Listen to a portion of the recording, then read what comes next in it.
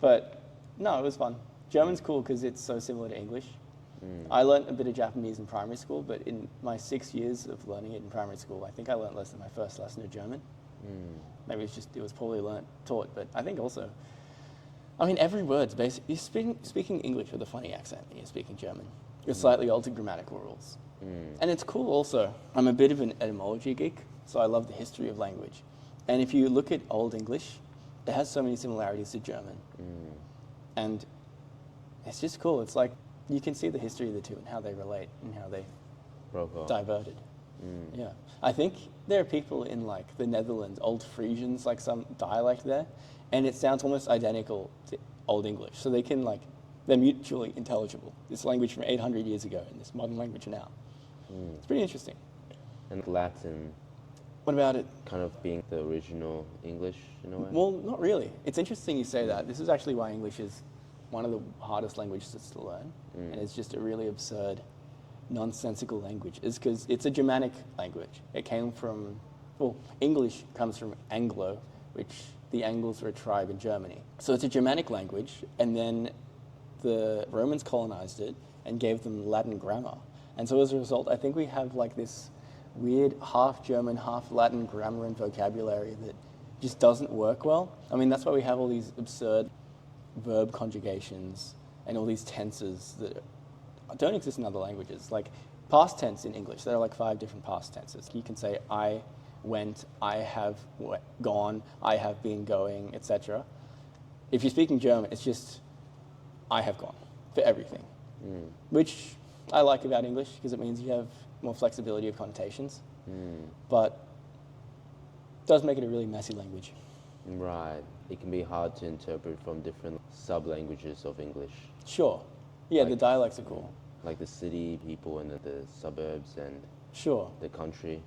How Yeah. you speak the same language, but it's harder to understand because they use different terminology and different words. Yeah, I mean, you go to Scotland and you try to understand it, and it sounds like a completely different language.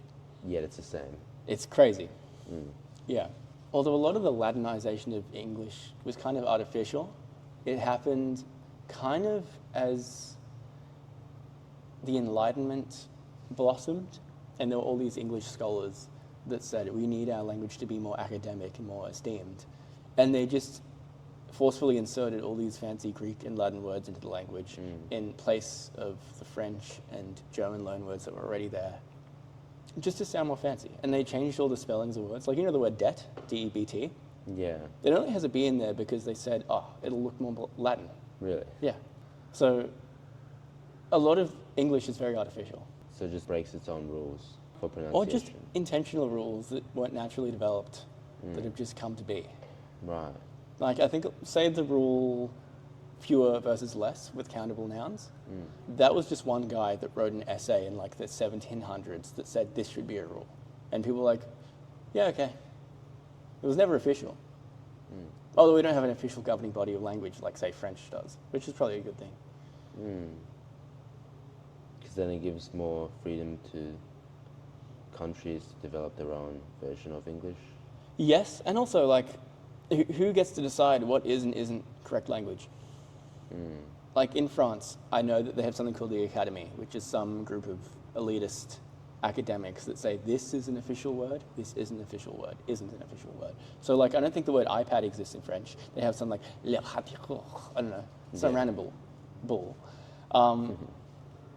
But the French people just say iPad anyway. Right. Like, they don't use the random word that is created for the language. So we don't have that. We don't have some official governing body of what is and isn't English. We have dictionaries that follow either one of 2 philosophies, either prescriptivist or descriptivist, which is either language should be a certain way or language is how It's spoken. it is, and you just have to describe it, which is how, I guess, the culture has moved more forwards in the last, say, 50 years towards more just describing rather than prescribing language, which I have mixed opinions about. Yeah.